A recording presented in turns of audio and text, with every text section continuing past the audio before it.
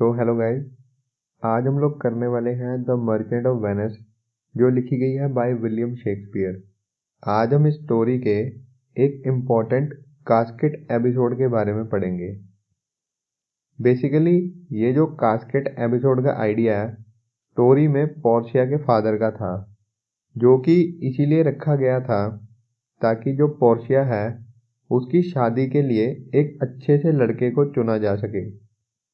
और ये जो कास्केट सीन हुआ था, ये हुआ था बेलमोंट में। कास्केट सीन में पोर्शिया के फादर का कहना था कि 3 कास्केट होंगी, एक होगी गोल्ड की, एक होगी सिल्वर की और एक होगी लेड की। और इन तीनों कास्केट में से किसी एक कास्केट के अंदर पोर्शिया की फोटो होगी। जो भी पर्सन पोर्शिया की फोटो वाली कास्केट को चूज करेगा, पोर्शिया उसी पर्सन से शादी करेगी। और इन तीनों कास्केट के ऊपर कुछ पहेली लिखी हुई थी, जिनका अलग अलग मतलब था।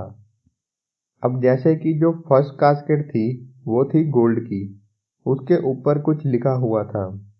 उस पर लिखा था, who chooseth me shall gain what many men desire. इस लाइन का मतलब ये था कि जो भी इस कास्केट को चूज करेगा उसे वो सब मिलेगा जिसकी ज़्यादातर लोग विश किया करते हैं, जिसकी ज़्यादातर लोग उम्मीद किया करते हैं। अब ये गोल्ड वाली कास्केट किसने खोली थी? जो पहले पर्सन थे जिन्होंने ये गोल्ड की कास्केट खोली थी वो थे प्रिंस ऑफ मोरक्को।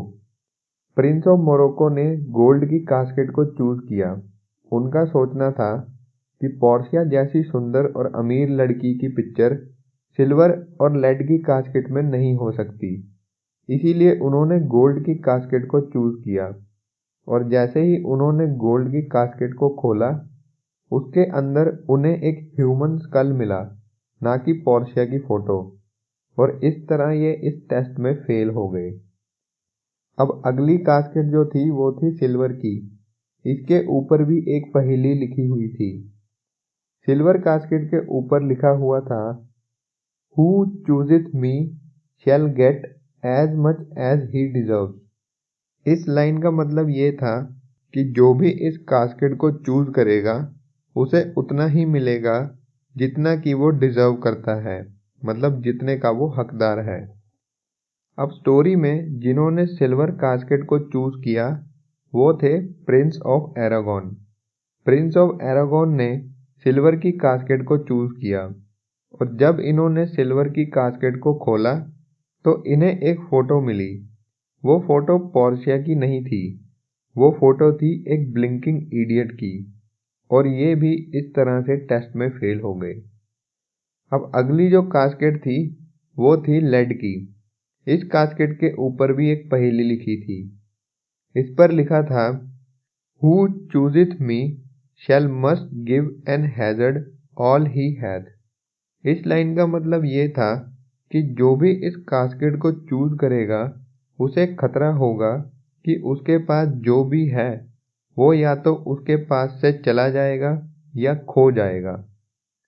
और जो लेड की कास्केट है उसको स्टोरी में चूज किया था बसैनियो ने। बसैनियो ने गोल्ड और सिल्वर की कास्केट को टोटली इग्नोर करा था और लेड की कास्केट को चूज किया। और जब बसैनियो ने लेड की कास्केट को खोला तो उसको कास्केट के अंदर पोर्शिया की फोटो मिली और वो कास्केट वाले टेस्ट में पास हो गया। और इस तरीके से बसैनियो की मैरिज पोर्शिया के साथ बेलमोंट में हो गई। और हमारा पूरा का पूरा कास्केट वाला एपिसोड भी यहीं ख़त्म हो जाता है। और कास्केट वाले एपिसोड में आपको एक बात और ज़रूर याद रखनी है। कास्केट वाले एपिसोड में पोर्शिया के फादर ने 2 शर्तें रखी थी। वो शर्तें ये थी कि कोई भी पर्सन जो भी कास्केट का टेस्ट देने के लिए बेलमोंट में आ रहा है वो किसी दूसरे को ये नहीं बताएगा कि उसने कौन सी कास्केट को खोला और उसमें क्या था।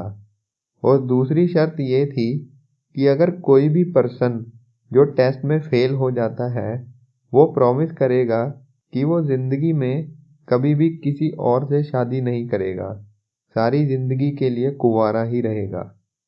ये थी 2 शर्तें जो पोर्शिया के फादर ने रखी थी उन लोगों के लिए जो बेलमोंट में टेस्ट देने के लिए आए थे।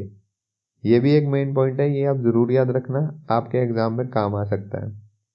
ये था पूरा का पूरा कास्केड का एपिसोड, और मैंने इस स्टोरी के सारे कैरेक्टर्स के ऊपर एक अलग अलग वीडियो बना रखी है जो कि मेरे चैनल पे है।